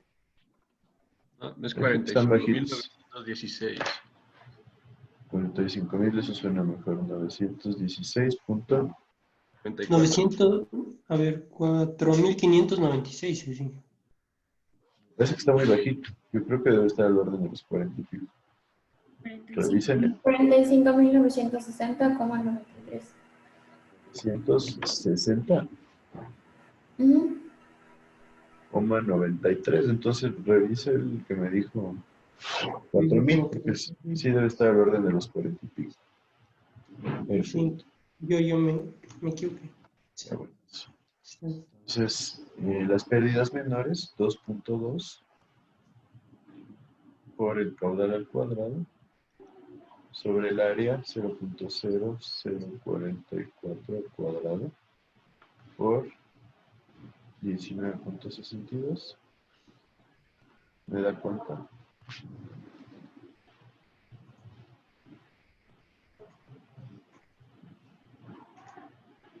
$5.791.86. 191.86 por el caudal al cuadrado. ¿Estamos todos ahí? Sí. Entonces, si yo genero la sumatoria de pérdidas para el conducto 2, me va a dar 45,5 alrededor de 52.000. No, 51.000.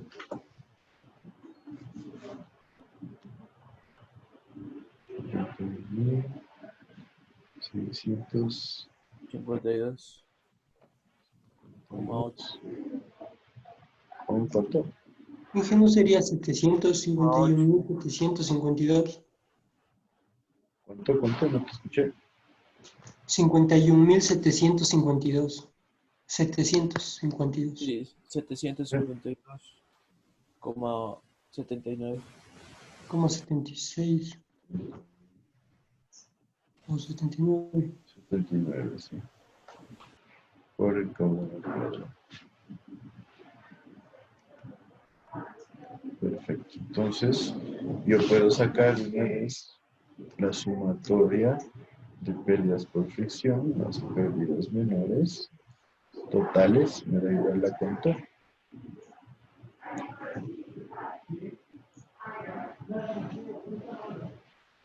Sumando las de 1 más 2.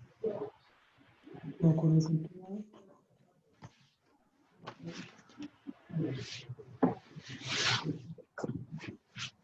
54.209.29. 54.209.29 29. por el caudal al cuadrado. Perfecto.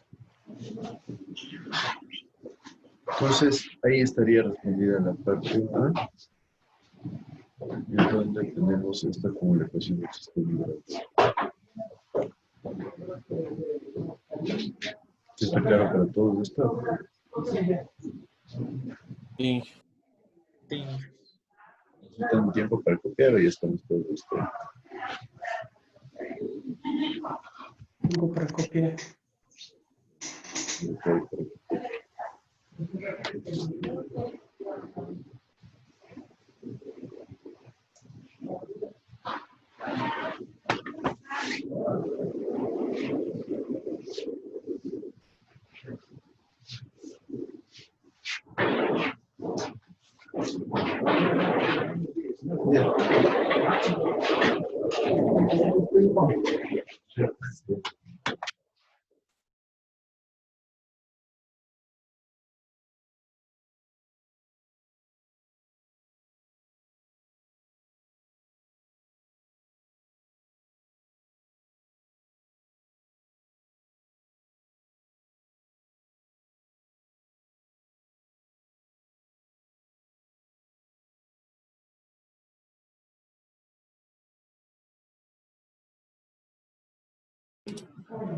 ¿Listos? Entonces, ¿ya puedo borrar?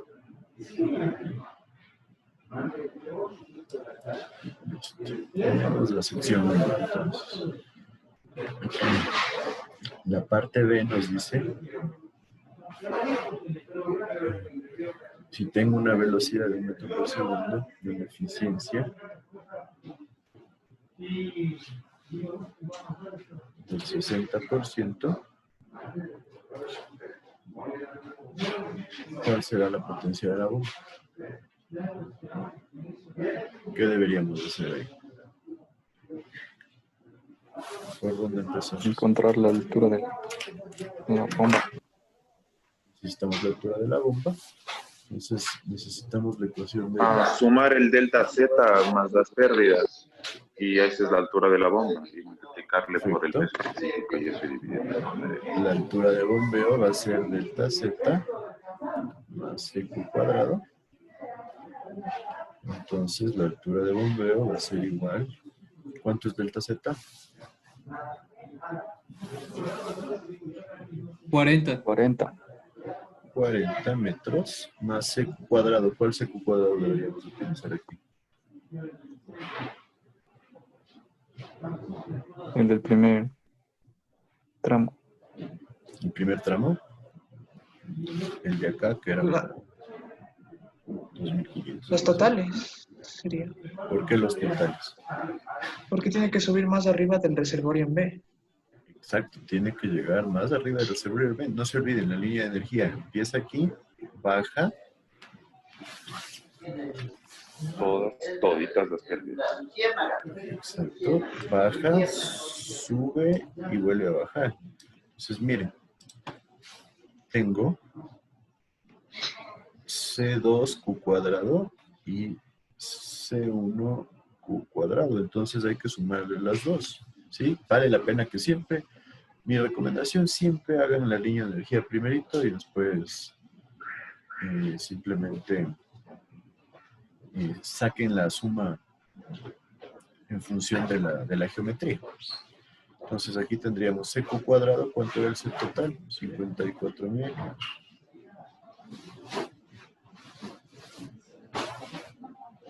¿Cuánto era? 54.000.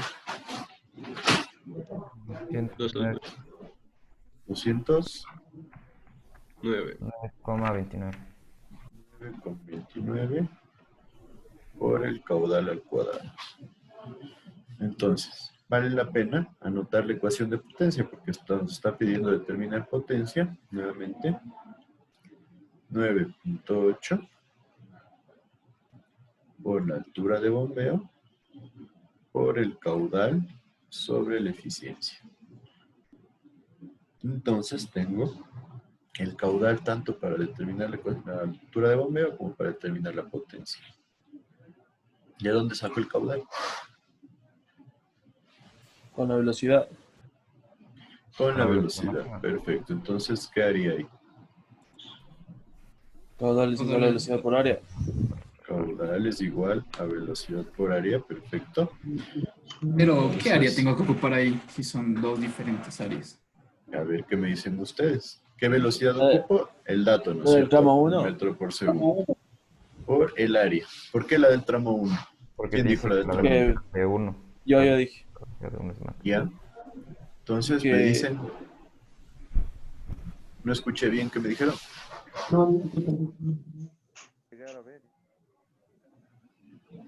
A ver, no les entendí nada. Repitan. Yo creo que es de el área 1 porque por la velocidad, para que sea máxima. Exacto, habla de la velocidad en 1 máxima. Si me habla de la velocidad en 1 máxima, tengo que usar el tramo 1. ¿Por qué voy a mezclar velocidad en 1 con el tramo 2? ¿No es cierto? No tiene lógica. Dijimos, el caudal es el mismo en todo el sistema, pero la velocidad ¿de qué depende? De la sección transversal. ¿Y de qué depende la sección transversal? Del diámetro. Entonces, si tengo diferentes diámetros, tengo que trabajar con lo que me da el ejercicio. Entonces, es la área 1. Esta ya la teníamos sacada y me parece que era 0.00785. Me parece que me dieron ese dato. Sí. Esa sería la velocidad también, ¿no? Sí. 0.0785. De donde el caudal va a ser igual a 0.00785 metros cúbicos por segundo. Y para que nadie tenga dudas, ¿cuál sería la velocidad en 2? El caudal, 0.00785, sobre el área en 2, que era 0.0044, me parece. ¿Sí? Es un poco más grande, va a ser 1.7, 1.8 por ahí. ¿Cuánto? 1.78. 0.78 metros por segundo, ¿sí? Entonces, obviamente, si yo en el tramo 2 tengo menor diámetro, eso significa que yo voy a tener mayor velocidad. Entonces, obviamente, 1.78 es mayor que 1, está correcto. ¿Sí está claro? Sí.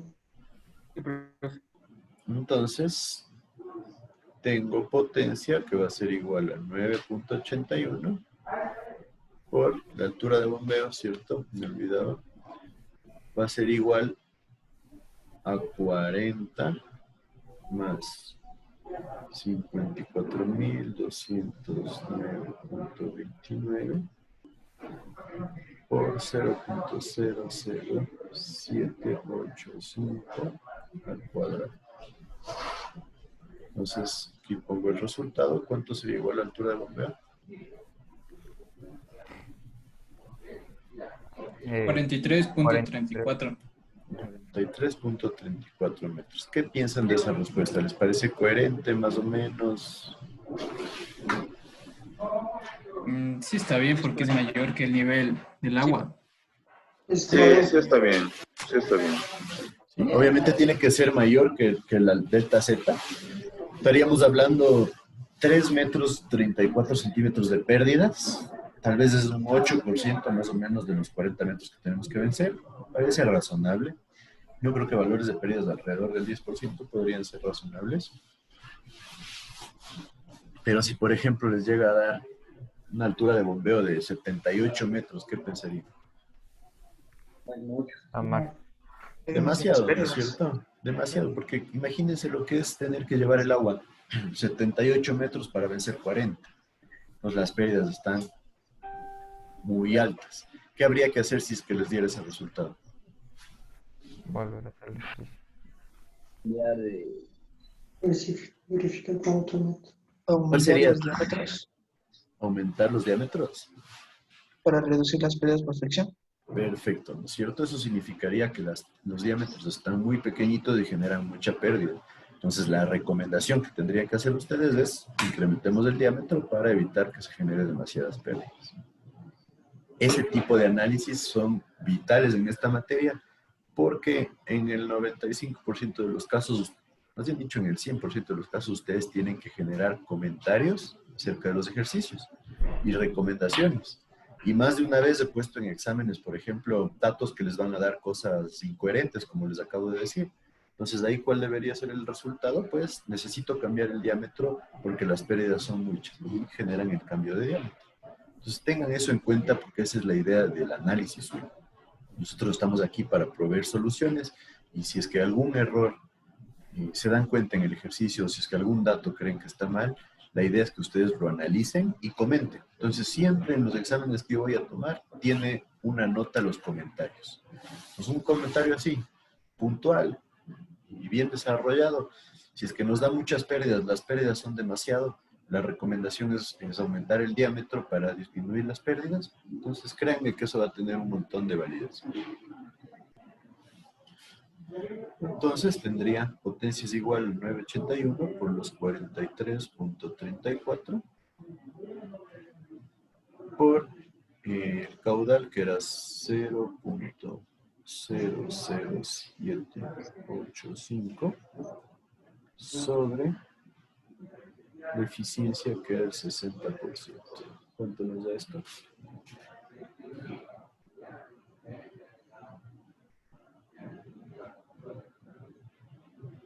$5.56. ¿En qué estaría la respuesta? En kilovatio. Kilovatios, perfecto. No, HP.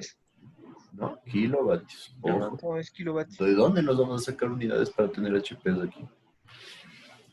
Entonces, esta potencia en HP sería igual a ¿cuánto?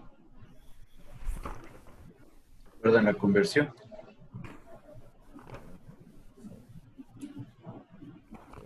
$1.34 nos debería dar alrededor de 7.43. 7.43 HPs. Si yo les pido que seleccionen un equipo de bombeo, por ejemplo, que sean múltiplos de medio HP, ¿qué elegirían?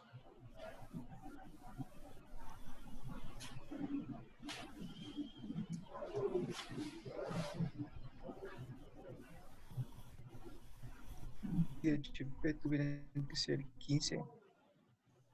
15. Pues si necesito 7, ¿vale la pena poner 15? Ah, no, 7-5. digo 7-5, perdón. 7.5 podría ser una opción. Tal vez estaríamos ajustándonos mucho con el 7.5, ¿qué creen?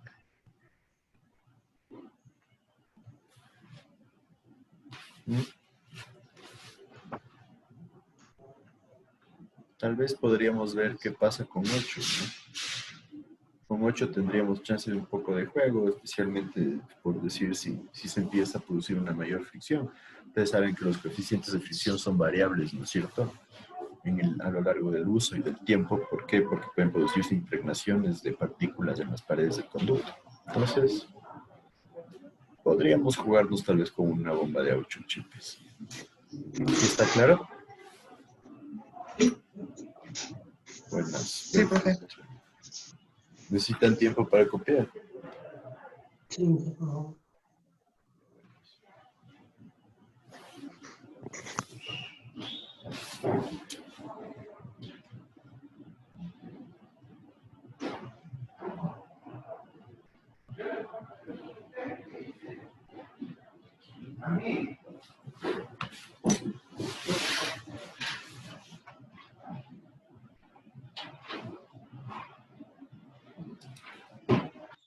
¿Cuál es el detalle de la tela?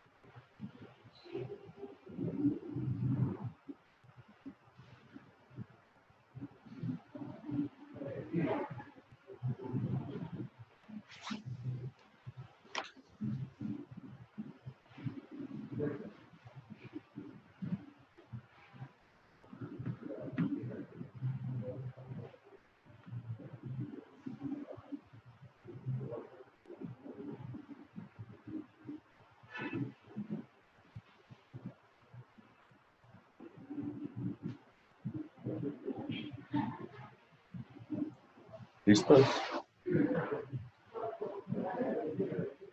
Sí. Entonces vamos al literal C y al literal D, que son bastante similares, y me pide cuál es la carga de presión en el punto B. Recuerden, el punto B es justo antes de la bomba, B minúscula. Si tengo la misma velocidad 1 de 1 metro por segundo. Y en el otro nos dice qué caudal vamos a tener si es que esta presión se mantiene como -4. ¿Qué debo hacer? ¿Qué me dicen ustedes? Ecuación de Bernoulli de cabeza. Ya está. Ya. Exacto, ¿no es cierto? Siempre que necesitemos determinar datos dentro del sistema hidráulico, Bernoulli. ¿Entre qué? Entre A y B minúscula. A y B minúscula, una buena opción. Si alguien quiere puede hacerlo entre B y minúscula y B mayúscula, ¿no es cierto? Siempre cuando hagan Bernoulli para esta materia, pongan cuál es el nivel de referencia. ¿En dónde pondríamos nivel de referencia? ¿En A? Ah, ¿no es cierto? Perfecto. Entonces tengo carga de presión en A.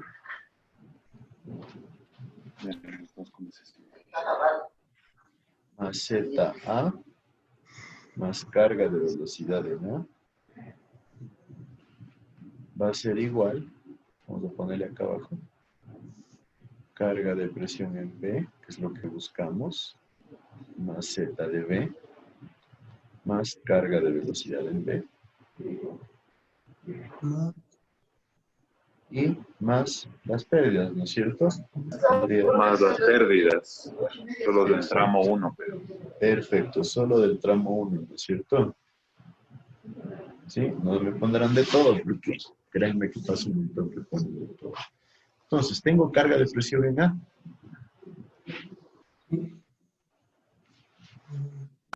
No. ¿Qué me dice? No, porque está sujeta a la atmósfera. ¿No es cierto? No tenemos porque está en contacto con la atmósfera. Perfecto. También cero todo eso. Z es 0 porque es nuestro nivel de referencia. Siempre pongo el nivel de referencia. ¿Y carga de velocidad en A tengo? 0. ¿Y me dicen 0? De la carga de velocidad en A Está es disminuyendo, pero no sé. Exacto. ¿No es 0 en A? 0.050. Yo tengo una Sí, velocidad o sea, en A, ¿no es cierto? Pero es despreciable, ¿sí? Pues yo puedo despreciar, puedo decir que es 0, pero tengo una velocidad que va a ser mucho más bajita que la velocidad dentro del conducto. Entonces puedo despreciarlo. Carga de presión en B es lo que estoy buscando, entonces esta es mi incógnita. ZB sería igual a ¿cuánto? 2.5. 2.5, perfecto. ¿Y la carga de velocidad en B tengo? ¿Y la velocidad en B cuando...? Sí, ¿no es cierto? La velocidad es 1 metro por segundo. Las pérdidas ya me dijeron, solo del tramo 1 era alrededor de 2.500, ¿no es cierto? Por Q cuadrado, alrededor. Ya luego le ponemos el dato. Entonces, ¿qué tendría yo? Que 0 va a ser igual a la carga de presión, que es lo que estoy buscando, más 2.5, más, ¿cuánto me da la carga de velocidad? 1 al cuadrado sobre 19.62. Y más las pérdidas, ¿cuánto eran? ¿Cuánto eran las pérdidas? Es 9.66729 caudal al cuadrado más 1487.28 caudal al cuadrado. O sea, sale con todo, ya con los caudales, sale 0.151 en pérdidas solo en ese tramo, en el tramo de AVE. 151. Perfecto. ¿Sí están todos de acuerdo?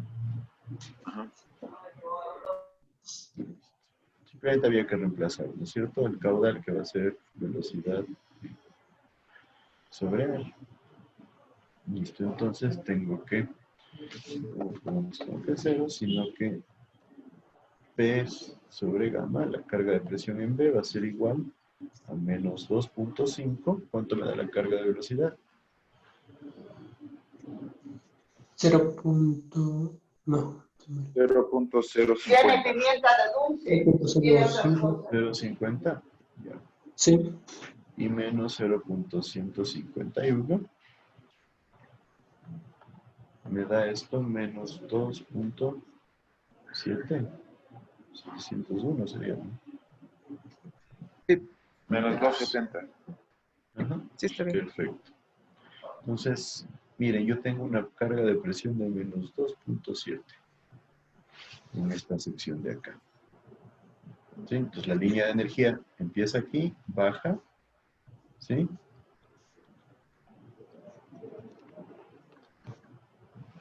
Y después sube nuevamente para ponerlo así. Y vuelve a bajar. Entonces, yo llego a tener una presión negativa aquí de menos 2.7. Ahora, en el último literal me dice cuál debería ser el caudal para una presión de menos 4. O sea, este en vez de ser menos 2.7 se convierte en menos 4. ¿Qué creen? ¿El caudal debe aumentar o disminuir? Disminuir. El caudal debería disminuir. ¿Por qué? Porque baja la presión. ¿Por qué? Porque bajaría la presión. Baja la presión. ¿Y qué debe pasar para que baje la presión? Debe producirse más pérdidas en este tramo de acá. Eso significa que para que se produzcan más pérdidas, el caudal debería aumentar. ¿Está claro eso?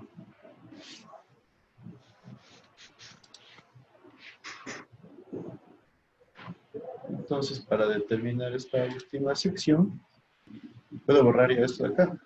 ¿Qué puede repetir, por favor, el literal de? El literal D nos dice cuál sería el caudal para que tengamos unas mayores, una presión negativa mayor acá, ¿no es cierto? Menos 4 en vez de menos 2.7. ¿Qué significa? Para llegar a este punto, nosotros necesitamos que se generen mayores pérdidas. Entonces, el caudal tiene que incrementarse. ¿Sí? Porque es CQ cuadrado. Entonces, para que se generen mayores pérdidas, como depende del caudal cuadrado, el caudal tiene que incrementarse. ¿Puedo borrar esta parte de abajo? Sí. Sí. Entonces vamos a mantener la misma ecuación de Bernoulli que estaba acá.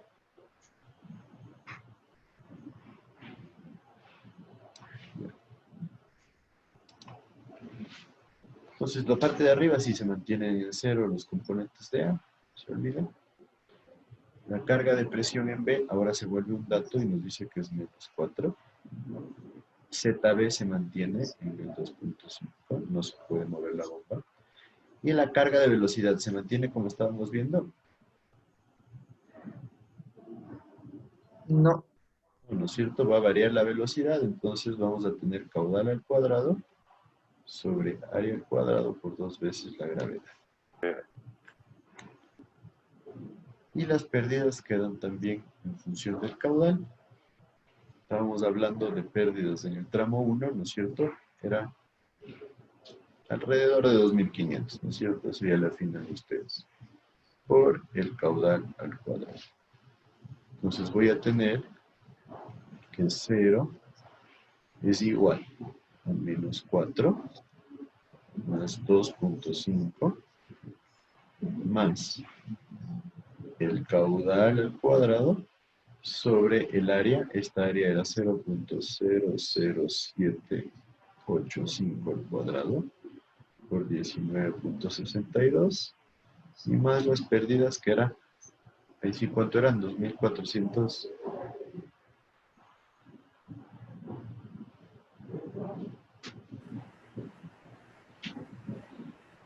456,44. 6,44 por el caudal. Entonces yo tendría aquí una ecuación en función del caudal, donde Sale 3.282. ¿qué cosa? Esa operación. Ah, no. No, estoy mal. Sí, algún error debe haber ahí. resolviendo la ecuación y obtengo el caudal, que tampoco va a ser tan grande. Tendríamos 4 menos 5 sería 1.5, que pasaría acá. Aquí tenemos un número bien bajito, pero esta sección de acá, y aquí los 2.400. Hay un número bien grande, perdón.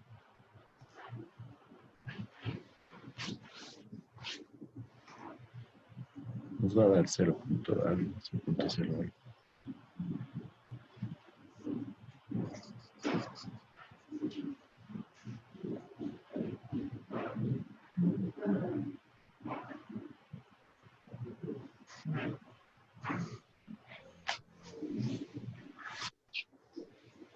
Me quedó 0.021. 0.21. Perfecto. Metros cúbicos por segundo. El anterior. Caudal. Ajá. El caudal anterior era 0.00785. Entonces, en esencia, estamos hablando de que el caudal se incrementó casi 3 veces, ¿no es cierto? Entonces, miren, para llegar de unas pérdidas de menos 2.7 en este punto a menos 4, el caudal tiene casi que triplicarse. ¿Ya está claro eso? Nosotros dividimos eso y nos va a dar cuántos. 0.021 para 0.005.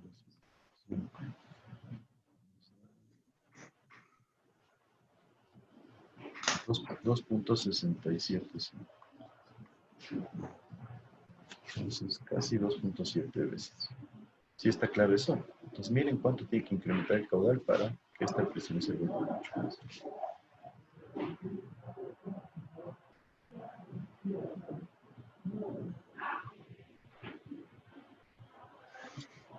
¿Estamos claros? ¿Alguna duda hasta ahí?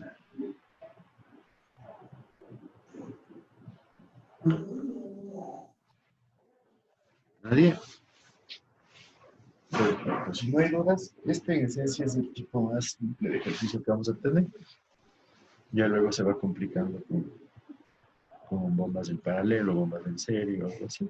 Entonces, y es una base para empezar en lo que son sistemas de bombeo. Si no hay dudas, entonces podemos quedar hasta ahí. Y ya nos veríamos la siguiente semana. No se olviden. No se olviden Gracias, sus Inge. tareas, lo que sea. Hasta luego, profe. Buena. Un buen fin de semana. Hasta luego, buen día. Hasta luego, profe. Hasta luego. Cuídense.